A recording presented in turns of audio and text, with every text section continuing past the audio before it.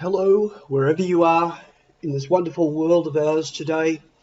On behalf of the Leadership Simply Institute, I'd like to welcome you to chat time with me, Nev Garnham. I'd like to remind you that you're far better than you think. You're far more capable than you think you are. Please remember that all of your days. Now, in a previous episode, we talked about working smarter.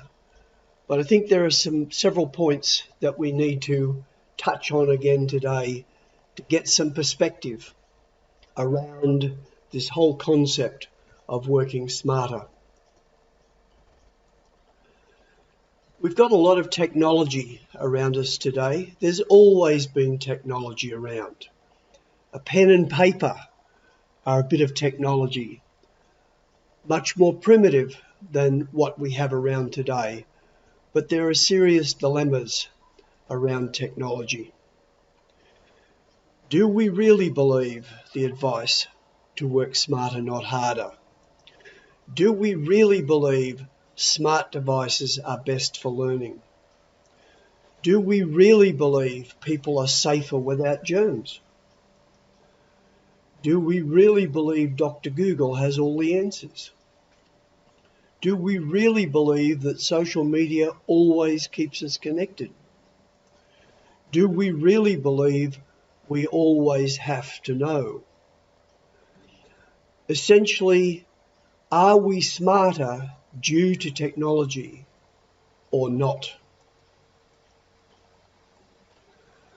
Now, 70 plus years ago, mainframes were the go. Mainframes were the order of the day in terms of digital technology.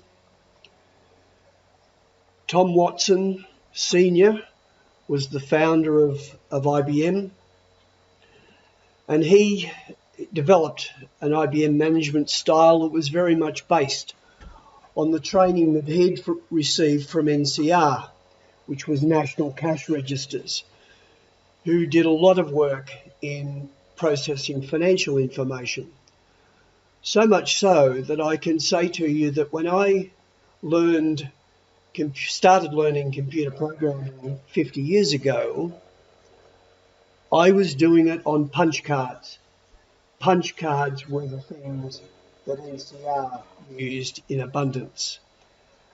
But Tom Watson wanted to shift that to a different technology, and he did that through IBM. So technology's been around for quite a while, not just the electronic technology that we're largely talking about today, but back in pen, pencil and paper days, or even on one occasion when I went to a small school for a temporary period, we actually had slates and chalk. So what were the thoughts then around personal computers, which were just starting to be developed? Not by any stretch of the imagination well developed, but being developed. Now, it's been said that Tom Watson Sr. and Jr. said, I think there's a world market for about 5 computers, meaning personal computers. That's often been attributed to Thomas Watson Sr. in 1943 and Jr. Thomas Watson on several dates in the 1950s. And this misquote comes from the 1953 IBM annual stock takers meeting. Did either of them say it? Who knows and who cares? But the point is, electronic type computing has been around with smart devices being developed for a lengthy period of time. So let's start with our list of do we really believe? Do we really believe with we always have to know? And with that goes the marketing idea of FOMO, fear of missing out. We have to know so that we don't miss out on opportunities, which I find quite intriguing when you see those same opportunities repeated over and over again in marketing spiels. Now, technology is wide, it's broad. There's a lot of things involved, whether we're talking radio or television level. But we have to make some decisions for ourselves about how we're going to operate in the world. Now, in the 1980s in particular, I used to sit down daily to watch a news bulletin. And around the time of my birthday in 1991, I decided that I really wanted to examine this whole concept. So for 7 days straight, I actually watched 3 sequential news bulletins at night time, and I made notes about every story that appeared on those television news programs. And at the end of the 7 days, I sat down, categorized the stories, and they all, either on the same night or very close to it, had essentially the same stories. And those stories were about robberies, about assaults, about rapes, about murders. And I thought to myself, do I really need to know all of this stuff that's going on, whether it's around close to where I live or somewhere else in my country or somewhere else in the world? Do I really need to know? And I decided at that point in time that I didn't really need to know. So between that date in 1991 and 2001, I stopped watching television entirely. I only started looking back at television again in 2001 when 9/11 happened. But generally speaking, in those days, there was no serious attempt whatsoever to provide any good news stories. It was all about what was happening that was largely around the negative things that were happening. Now, let me give you another aspect of technology and how it can impact people. There's a story that I'm well aware of with a child who was very disruptive, couldn't sit still either in class or at home. His teachers considered him an academic loss, a miserable failure. He routinely failed the spelling test that his teacher gave him, getting less than 10% correct if he was lucky. And most people told him he was useless. His parents were less than pleased with him and belted him for poor school reports. They compared him to his siblings, and he often heard them telling family and friends that they wished he was like his brother or sister. But then, more recently, a new teacher, over a period of weeks, has given him the spelling test, but hasn't required him to sit down and write the answers. She has asked him to spell it and allowed him to walk around in the classroom.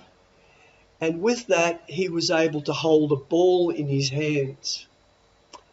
Believe it or not, he scored better than 80% in all of those test lists. What was his technology? His technology was probably reliant on that ball in his hands. It certainly wasn't reliant on the other kinds of things, the pen and pencil and paper that was the normal way that tests of spelling was given to students. We need to think seriously about technology. Now, you'll find that example in chapter 1 of my book, Integrative Leadership in Projects.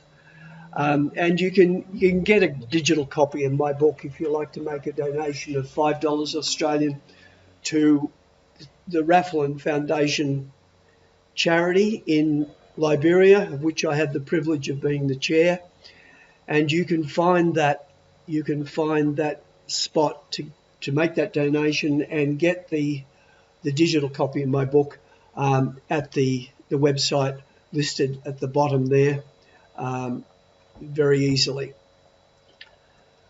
So let's now go back to a different sort of technology. For the D-Day landings in 1944, penicillin had been developed over a period since the 1920s, and 1 million doses of penicillin was taken to the D-Day landings and saved a lot of lives for soldiers who were injured during that time. Penicillin became available to the general public in 1946. And that little boy we've talked about previously was aged 9 in 1955. And he had received penicillin from very early on after his birth. And in 1955, that technology, that penicillin, had stopped working. And then he was told that it was expected he would be dead within 10 years because there was no other technology, medical technology, available to help him recover from what he had. Now, in saying that, bear in mind, it's my belief that there are huge profits made around people are safer without germs, because that little boy was basically told, go home, almost sit in the corner, we'll wrap you in cotton wool, you don't go and play with other kids, you don't go and play in the dirt because you'll pick up germs and you'll die sooner than 10 years if you don't take a lot of care of yourself. But the reality is there's also a need for germs in the body, for the human body to be able to deal with germs. And yet, as I've said on a number of occasions to people, we almost kill all the germs in such a way we clean ourselves into illness. And there are huge profits around all of those cleaning things, the same as there are huge profits around traditional Western medications. And I say that quite deliberately because in earlier days, I spent a couple of years as a medical rep for a pharmaceutical company.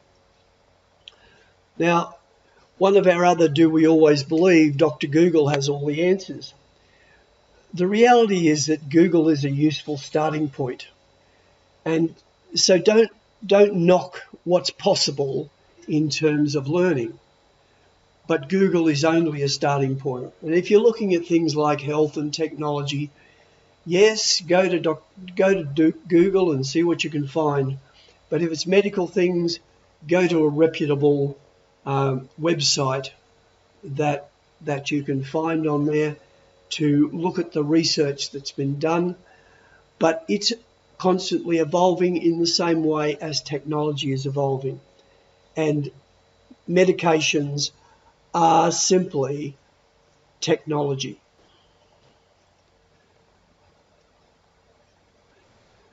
Now, each of us, in that having been said, each of us needs to inform ourselves with effective research.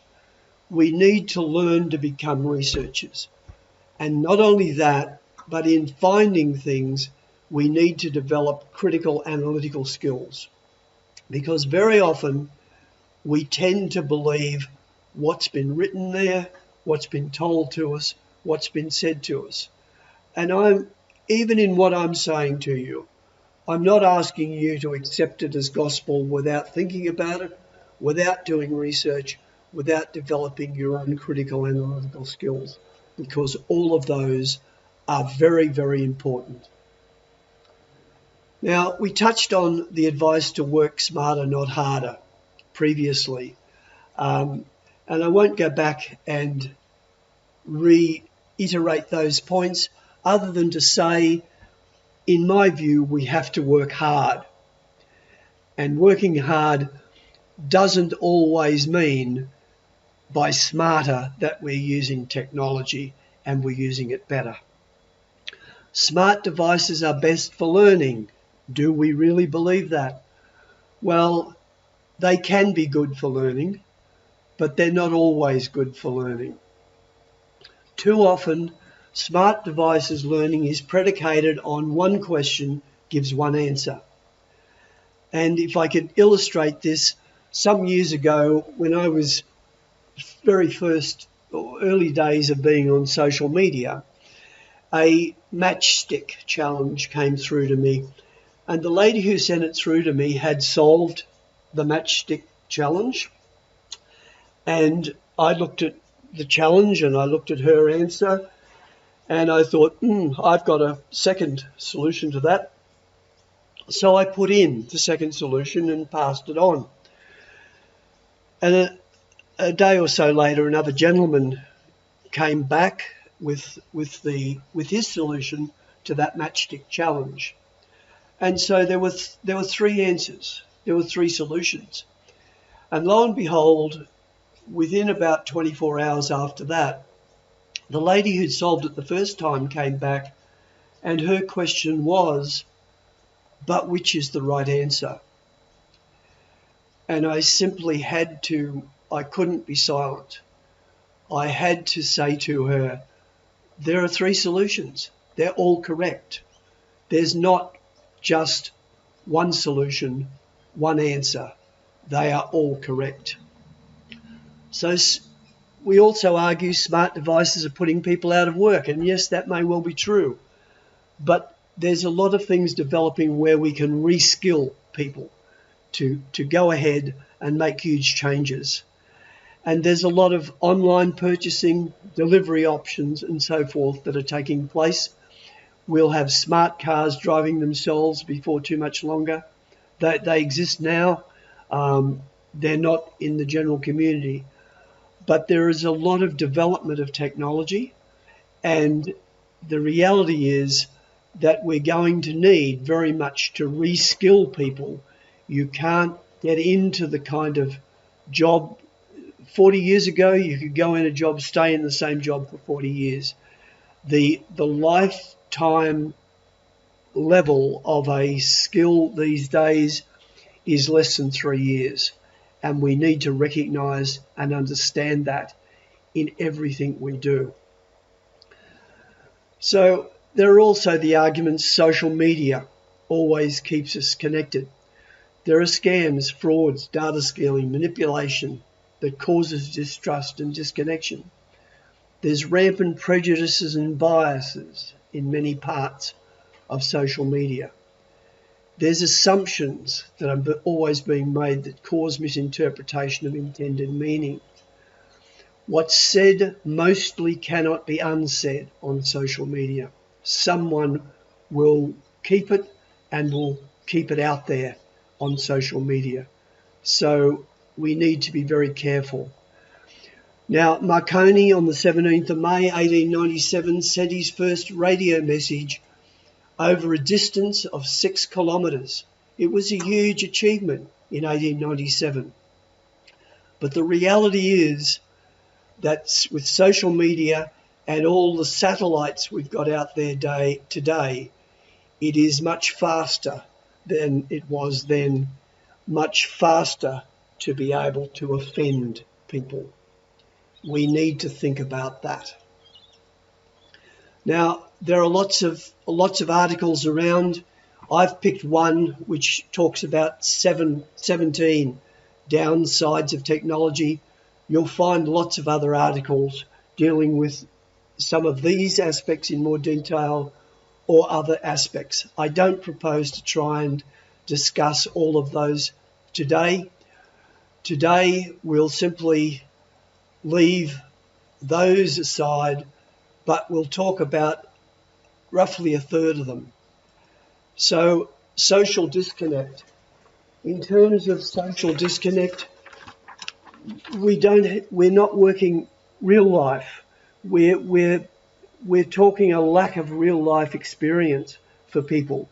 And that can cause depression and other forms of mental illness in people. We need to think about that. We need to make sure that people who are using these technologies are not going downhill into those depressions. We've got the problem of anonymity and fake personas, where there's bullying, trolling, stalking, threatening and insulting behaviours. And we've also got, pedophiles who try to access and befriend children. There's a lot of scamming and defrauding going on, and you've got to be very, very wary of the anonymity and fake personas that are possible. Now, there are some actions being taken to try and reduce that, but the technology parties who want to perpetrate it will find ways to get round it. An over-reliance on gadgets. We're losing some of our ability to have basic living skills. Finding our way around the streets in a new city. We've replaced that with the GPS systems that are in our phones.